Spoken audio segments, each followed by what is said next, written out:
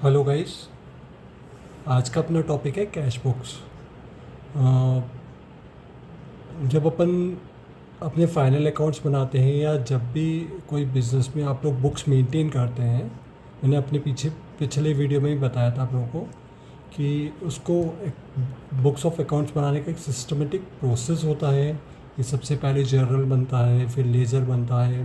Laser या तो laser बनेगा या सब्सिडी बुक्स बनती है, फिर ट्रायल बैलेंस होता है, फिर फाइनल अकाउंट्स होते हैं। तो कुछ बुक्स ऐसी होती हैं जो अपन को सेपरेटली बनानी पड़ती है बिज़नेस का एरिया देखते हुए, मतलब कि आपका बिज़नेस कितना बड़ा है। तो उसमें ही एक चीज़ होती है कैश बुक्स। मैंने आप लोगों को बताया था कैश बुक्स होती हैं जो 4 तरह की होती हैं: single column, 2 column, 3 column and petty cash book.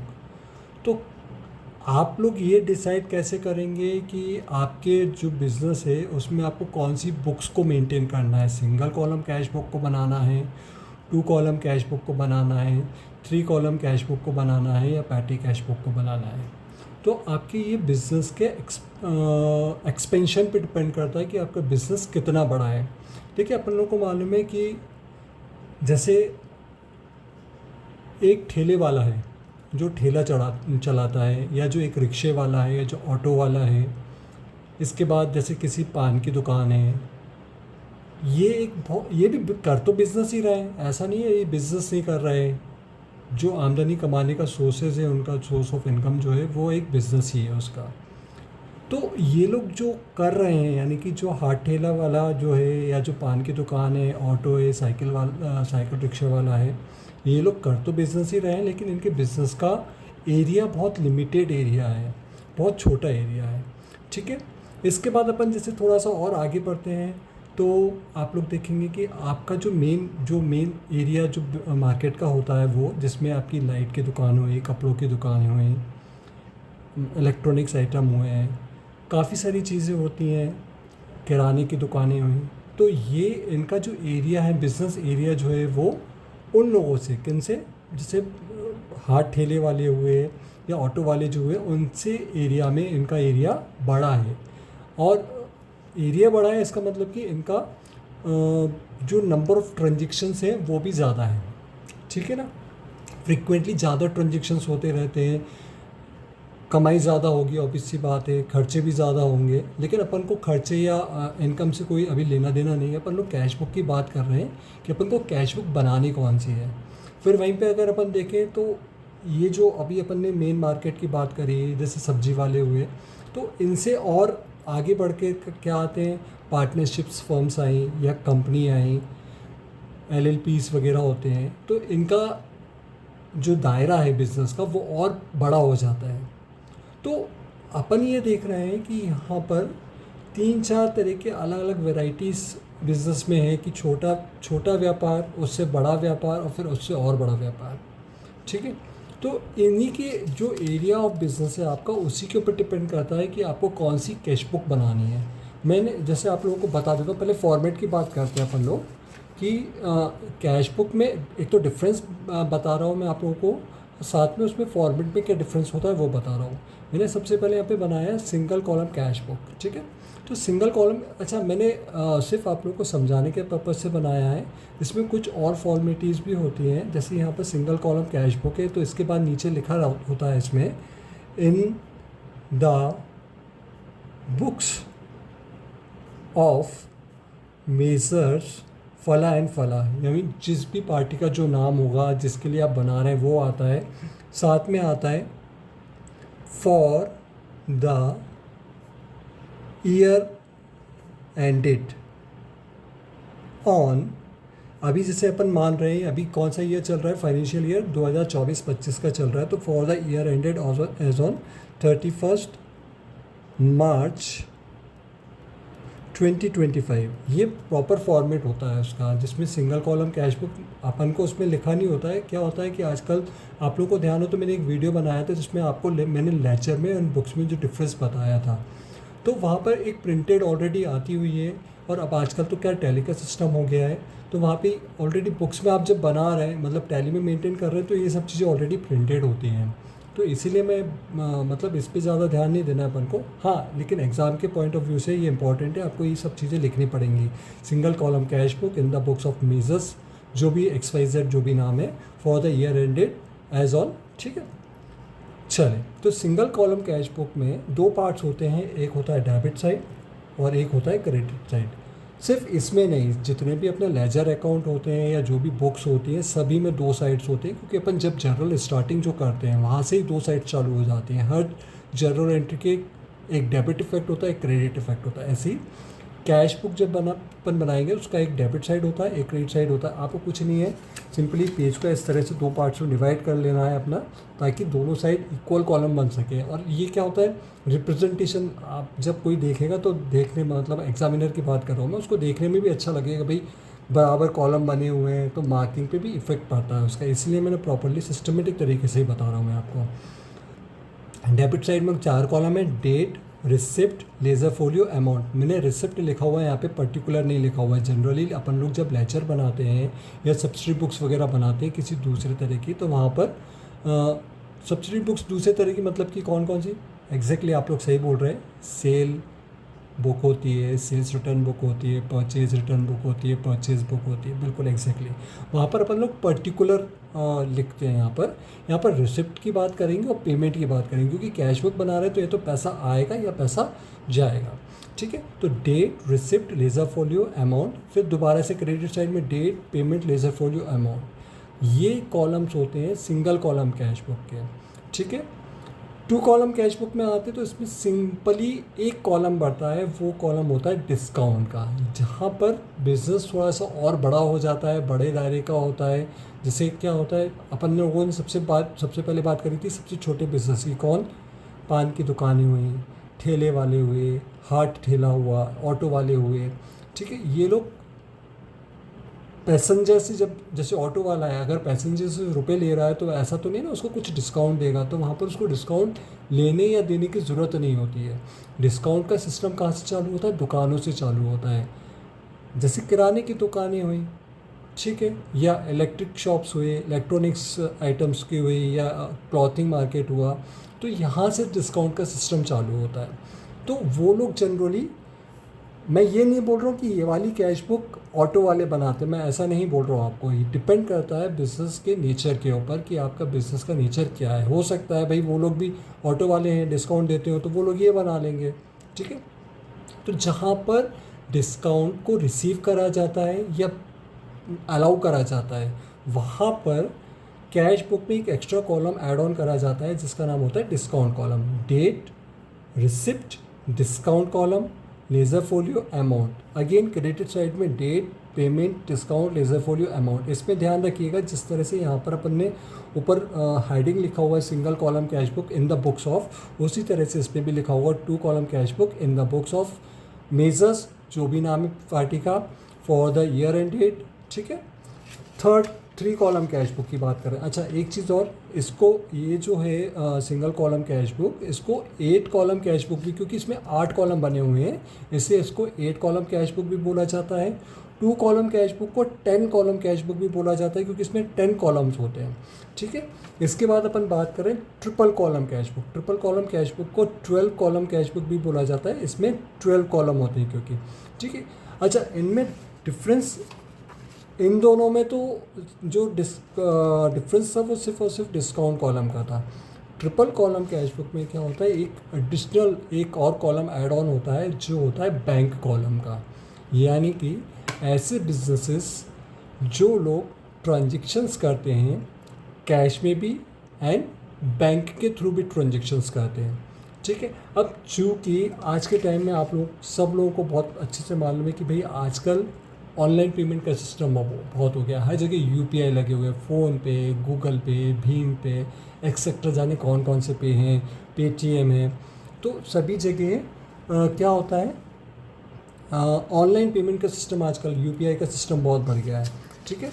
तो यहाँ पर जो कॉलम से पहले मैं आपको वो बता देता हूँ। ट्रिपल कॉलम में date, receipt, ledger folio, discount, जो अपन ने 2 कॉलम में बनाए थे, कैश, यहाँ तक के पूरे column to column cash book के एज इट इज़ है, बस एक एक्स्ट्रा कॉलम बना है, बड़ा है बैंक कॉलम का, जो डेबिट साइड में भी है और क्रेडिट साइड में भी है।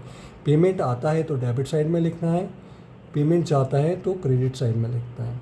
अच्छा, एक चीज़ और मैं बता रहा हूँ कि ये जो डेबिट साइड है, यहाँ पर जहाँ पर आपको पेमेंट रिसीव्ड हो रहा है, आपको किस कोई आपने सेल करी, मान लीजिए कैश सेल्स करी है, तो कैश डेबिट टू सेल्स आप एंट्री करते हैं, तो जो रिसिप्ट कॉलम है, जो पर्टिकुलर कॉलम है, इसमें आप टू सेल्स लिखेंगे। यहाँ पे कैश लिख दिया, मान लीजिए 10,000 की एंट्री थी तो 10,000 आपने कैश पे लिख दिया। अगर वही आपको चेक के थ्रू पेमेंट मिल रहा है और आपने सेम डेट में वो चेक बैंक में डिपॉजिट करा है, तो आप डायरेक्ट बैंक में लिखेंगे, वो यहाँ पर कैश में नहीं आएगा, फिर वो बैंक में आएगा। लेकिन अगर आपने होल्ड कर रखा है, आपने वो चेक अपने पास रख लिया और नेक्स्ट डे आप उसको बैंक में डिपॉजिट करा रहे हैं, तो आप उसको पहले कैश प्रिज्यूम करेंगे, नेक्स्ट डे जब आप उसको बैंक में जमा करवाएंगे चेक को, ठीक है, तो उस कंडीशन में उसकी काउंटर एंट्री होगी। तो पहले आप ये दिखाएंगे वो कैश जा रहा है, चेक था, आपने जब आया तब कैश माना था, अभी जब जा रहा है तब भी कैश मानेंगे। कैश जा रहा है और फिर वो बैंक में डिपॉजिट हो जाएगा, बैंक में बैलेंस बढ़ जाएगा, आपको वो काउंटर एंट्री कहलाती है। काउंटर एंट्री क्या होती है? जो एंट्री कैश बुक के डेबिट साइड में और क्रेडिट साइड में दोनों साइड इफेक्ट मारती है, वो काउंटर एंट्री कहलाती है। लेकिन काउंटर एंट्री सिर्फ और सिर्फ उस कंडीशन में होती है जहाँ पर कैश जाता है और बैंक में डिपॉजिट होता है। देखिए आप, ट्रिपल कॉलम कैश बुक है, इसमें बैंक कॉलम है सिंगल कॉलम में और टू कॉलम में बैंक कॉलम नहीं था, तो इन दोनों ही कैश बुक्स में काउंटर एंट्री होने का तो क्वेश्चन क्रिएट ही नहीं होता है, ठीक है ना। इस चीज़ को ध्यान रखिएगा आप लोग, ठीक है। तो डिस्काउंट, अब मुझे कैश मिला है और मैंने कैश में डिपॉजिट उसको लिख दिया है बैलेंस को। अब यहाँ पर जो डिस्काउंट है, ये डिस्काउंट अलाउड है या रिसीव्ड है, आप लोगों को ये सोचना पड़ेगा। जब आपको किसी से कैश रिसीव होगा तो आप उसको डिस्काउंट अलाउड करेंगे, डिस्काउंट रिसीव्ड नहीं है, वो आपको डिस्काउंट ही नहीं दे रहा। आप उसको, आपने कोई सामान बेचा 10,000 का था, वो बोले नहीं भैया आपको ये मैं लास्ट टू लास्ट जो है 9,800 का दे दूँगा, ठीक है। आप शॉपकीपर हैं, मैं आपके पास आ रहा हूँ, 10,000 का मैंने मोबाइल ख़रीदा, मैंने बोला नहीं भैया 9,500 रुपये लगा लीजिए प्लीज़, हो जाएगा हो जाएगा। आपने बोला चले ओके डन। तो जब मैं आपको पेमेंट कर रहा हूँ तो मैं आपको 9,500 रुपये दे रहा हूँ, आपने 500 रुपये का डिस्काउंट मुझे दिया है, तो आपके लिए तो कैश रिसीव्ड हो रहा है 9,500 और डिस्काउंट कॉलम में आप 500 रुपीज़ लिखेंगे, डिस्काउंट अलाउड है। इसी तरह से क्रेडिट साइड में जब आप किसी को पेमेंट कर रहे हैं और सामने वाली जो पार्टी वो आपको डिस्काउंट देगी, तो आपको वो डिस्काउंट रिसीव्ड हो रहा है। तो इस चीज़ को ध्यान रखिएगा कि पेमेंट साइड अगर है और पेमेंट साइड में जो डिस्काउंट कॉलम है वो डिस्काउंट अलाउड का नहीं है, वो डिस्काउंट रिसीव्ड का होता है। इसी तरह से रिसिप्ट साइड में यानी कि डेबिट साइड में कैश बुक के अगर डिस्काउंट लिखा है तो डिस्काउंट रिसीव्ड नहीं है, वो डिस्काउंट अलाउड है, आप डिस्काउंट देंगे, ठीक है। अभी देखें मैं आप लोगों को एक चीज़ और बता दूं, आज के टाइम में single column cash book, two column cash book, मान के चलें इन दोनों का एक्सिस्टेंस नहीं है। उसका रीज़न सिंपल सा मैं बता रहा हूँ आपको। जैसे अभी मैंने थोड़ी देर पहले क्या बोला था आप लोगों को कि आज के टाइम में जो भी पेमेंट होता है मोस्टली हर जगह पे, हर शॉप पे, हर फ्रूट वाले पे, हर ऑटो पे, हर रिक्शे वाले पे, आप कहीं पर भी देख लीजिए, सब लोग फ़ोन पे या भीम पे या गूगल पे या भारत पे ये सब चीज़ें यूज़ कर रहे हैं, यानी कि यूपीआई ट्रांजेक्शन्स हो रहे हैं। जब हर जगह यूपीआई ट्रांजेक्शन्स हो रहा है, अब यूपीआई ट्रांजेक्शन में क्या होता है कि आपका जो पेमेंट होता है डायरेक्टली आपके बैंक अकाउंट में डिपॉजिट होता है। यानी कि क्या कि जब आपके पास यूपीआई है, इसका मतलब आप बैंक अकाउंट मेंटेन कर रहे हैं, और बैंक अकाउंट मेंटेन कर रहे हैं तो सीधी सी बात है आप लोगों को सिंगल कॉलम टू कॉलम की तो ज़रूरत ही नहीं है, वो ट्रिपल कॉलम कैश बुक में आ गया ऑटोमेटिकली, क्योंकि यहाँ पे बैंक कॉलम है, ठीक है ना। तो आप अब यहाँ पर जैसे मैंने थोड़ी देर पहले इस वीडियो के स्टार्टिंग में एक वर्ड बोला था कि ज़रूरी नहीं है कि ऑटो वाला हुआ या सब्जी वाला हुआ या ठेले वाला हुआ वो लोग सिंगल कॉलम कैश बुक या two column cash book use करें, वो लोग 3 कॉलम कैश बुक एक्चुअली क्या है, लोग वो बना नहीं रहे। आप लोग ये समझें, वो लोग बना नहीं रहे लेकिन मेंटेन, मतलब बुक्स मेंटेन नहीं कर रहे हैं, लेकिन डायरेक्टली या इनडायरेक्टली कहीं ना कहीं अगर वो इनकम टैक्स के दायरे में आएंगे तो उन लोगों को सब ट्रांजेक्शन्स बताने पड़ेंगे। भाई कैश में आपको कितना रिसिप्ट हुआ, बैंक में कितना रिसिप्ट हुआ। अब होता है क्या है कि जो कैश में रिसिप्ट होता है लोग उसको छुपा लेते हैं।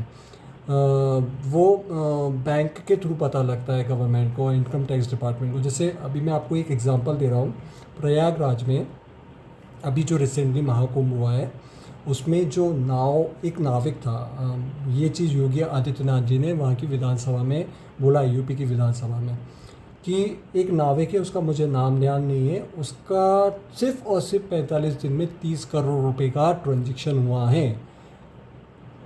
बिल्कुल आप लोगों ने सही सुना है, 30 करोड़ रुपए का ट्रांजेक्शन हुआ है। तो ये वो ट्रांजेक्शन है जो एक नंबर में है। एक नंबर में इन द सेंस क्या है, अब इतने लाख करोड़ों लोग पहुँचे वहाँ पे कुंभ में। वो जो नाविक था उसकी करीब करीब 125 या 150 नावों का पूरा जत्था था, जो डेली, मतलब आप ये मान के चलें कि एक नाव डेली में कितने ट्रिप ले रही होगी अपन को नहीं मालूम है, लेकिन 1 घंटे का एक ट्रिप है तो 24 घंटे में मैं समझता हूँ कि 20 ट्रिप तो ले ही रही होगी हर एक नाव।